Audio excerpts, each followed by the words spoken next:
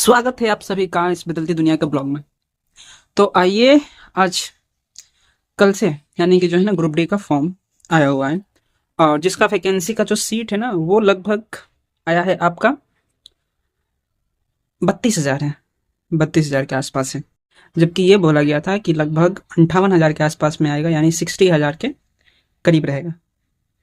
और आरआरबी पहले ये भी बताया कि हमारे पास लाखों की वैकेंसी जो है वो खाली पड़ी है, लेकिन रिजल्ट बिल्कुल अभी मतलब जो लिया गया ओनली 32,000, उसमें भी क्या किया गया है कि 6,485 या 6,485 एक्समैन के लिए, और जो पहले से सीसी करके कुछ है ये नहीं, उस चीज़ को रिजर्व कर दिया गया है जो पहले से नौकरी में उन लोगों के लिए है।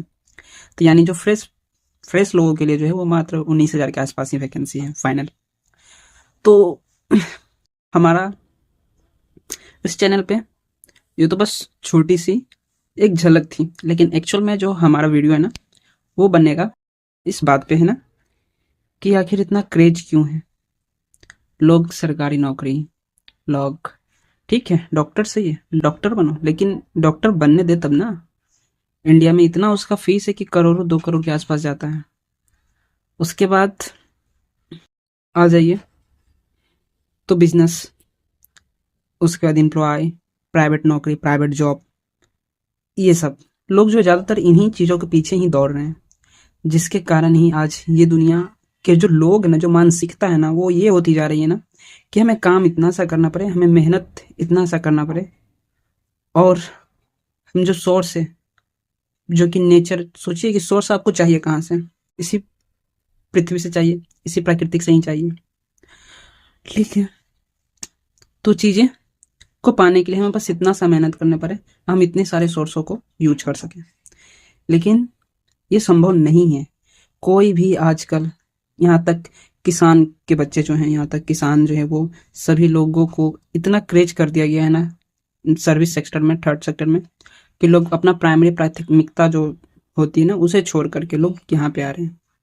जबकि एक्चुअल में अगर मेरे नज़र से देखा जाए, अब फाइनली सभी को ये पता चलने वाला है, भले हम मर जाए और उसके बाद कई सालों बाद ये पता चले, कई 100 सालों बाद ये पता चले कि एक्चुअल में जो अमीर है ना वो लोग हैं जो किसान हैं। क्योंकि हमें जिंदा रखने का जो मेन रीढ़ की हड्डी है ना वो हमारे किसान हैं।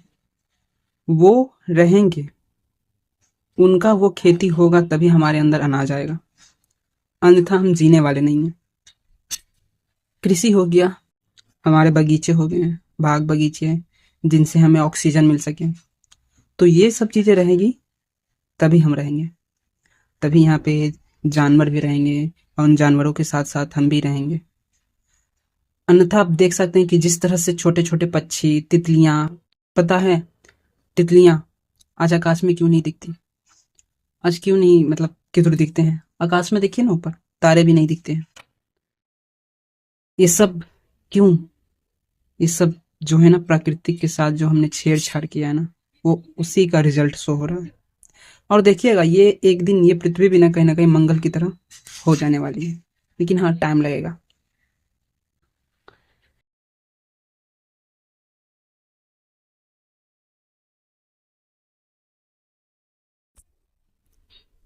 मेरे नज़र में अगर सबसे अच्छा अगर आदमी, सबसे अमीर अगर आदमी है ना तो वो है किसान। सबसे अच्छा अगर काम है ना तो वो है खेती। क्योंकि देखिए ना, सभी लोगों का जो भी सर्विस सेक्टर में है, जो भी एक अच्छे ओहदे पे पहुंच चुके हैं, उन सभी का फाइनल गोल क्या होता है कि बस एक दूर जंगल में, सुनसान एरिया में, जहाँ पे नेचर हो, प्राकृतिक हो, वहाँ पे एक छोटा सा घर हो और वहाँ पे हमारा खेत हो जिसमें हम खेती करें। और लोग कर रहे हैं एक्चुअल में खेती कर करके, और उसी चीज़ों को खा रहे हैं और उसी चीज़ों से फाइनली जी रहे हैं। लोगों को वैसी लाइफ चाहिए। देखिए अंततः लोगों को वैसी ही लाइफ चाहिए होगी, और शांति के लिए लोग ना गाँव में भागेंगे।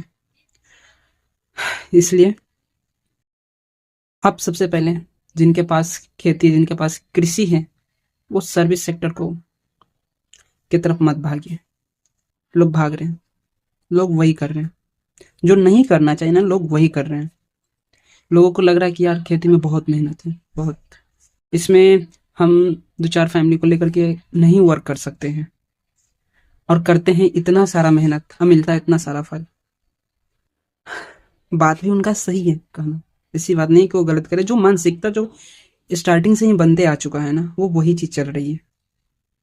अब फाइनली देखिएगा, ये सारे जितने भी कृषि भी है ना, वो भी अगर प्राइवेट हाथों में चले गए, फिर देखिए हमारे देश को ना, ऐसे भी हमारे देश को धान हो गया, गेहूं हो गया, ये सब सारी चीजें कहीं ना कहीं एक्सपोर्ट मतलब इम्पोर्ट ही करना पड़ता है, दूसरे देशों से लाना ही पड़ता है।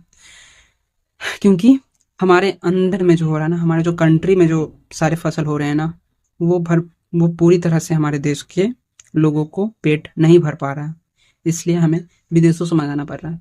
और जब वो चीज़ें विदेशों से आ रही है, तो उस पर ट्रैवलिंग चार्ज, उस पर टैक्स, उस पर तरह तरह का ट्रांजेक्शन चार्ज लगा करके वो चीज़ें काफ़ी महंगी हो जाती हैं। और आज जो भी चीज़ें आपको बाजार में सस्ती मिल रही है, इसका मतलब वो चीज़ें आपके आसपास से ही पैदा होकर के आ रही हैं। लेकिन ये चीज़ें आज से 10 साल बाद, 5 साल बाद नहीं रहने वाली हैं, और इस तरह से फिर देखिएगा कि महंगाई बढ़ते चली जाएगी। खाना पे भी हम लोग कहेंगे महंगाई बढ़ रही है, लेकिन उस चीज़ को बढ़ा कौन रहा है? हमारी मानसिकता। और ये एक दो की मानसिकता से नहीं है, पहले भी यही हो रहे थे। पहले जब लगभग 90% 80% लोग कृषि कर रहे थे, उनके पास खेत थे, खलियान थे, उनके पास काम की कोई कमी नहीं थी, तब लोगों को बस 8वां पास करा करके, 7वां पास करा करके नौकरियां दे दी जाती थी कि जाओ, और अच्छे पैसे दे दिए जाते थे स्टार्टिंग में। रीजन, जिसके कारण क्या हुआ, जिसके परिणाम स्वरूप क्या हुआ कि वो लोग खेती छोड़ते गए, क्योंकि उनमें ज़्यादा मेहनत करना पड़ता था। और इधर बस कुछ पढ़ो, नौकरी लो और आराम से मज़े करो। अभी इसे चलते चलते धीरे धीरे 8 टेंथ, टेंथ पे फिर हुआ, फिर 12th पे, फिर उसके बाद अब ग्रेजुएशन। अब ग्रेजुएशन से भी अब एक्स्ट्रा क्वालिफिकेशन मांगा जा रहा है। इसका रीजन कि अब धीरे धीरे जो है ना, वो विभाग, वो नौकरियां धीरे धीरे कम होती जा रही हैं। और उसके बाद क्या हो रहा है ना कि सरकारी नौकरियों में जो सिक्योरिटी है, जो पैसे जो दिए जा रहे हैं, वो सारे चीज़ कहीं ना कहीं हम सभी लोगों को टैक्स के पैसे जो से जो है ना, वो दिए जाते हैं। तो गवर्नमेंट को चलाने में भी थोड़ी बहुत, और अपने खाने में भी दिक्कत हो रही होगी कि मुझको भी रखना है, साथ में इन सबको भी देना है। तो इन सब के कारण क्या कर रहा है ना लोग, कि ग्रुप डी में भी अगर देखा जाए, तो हमने एक बार गया था, बोला कि एक बार गया था रेलवे वाला में जॉब के लिए, तो वहाँ पे एक्चुअल में ग्रुप डी का ही जॉब था जो हम लोग को दिया जा रहा था। और वो दिया जा रहा था किसके थ्रू? तो उर्मिला सर्विस करके एक कंपनी है, जिसके थ्रू मात्र 6,000 रुपया में, मात्र 6,000 में वही काम, ग्रुप डी वाला काम जो उनको करना होता था। सोचिए, जो कहाँ अभी ग्रुप डी में 30,000 40,000 रुपया सैलरी जाता है, ऊपर से प्रमोशन का भी चांसेस रहता है।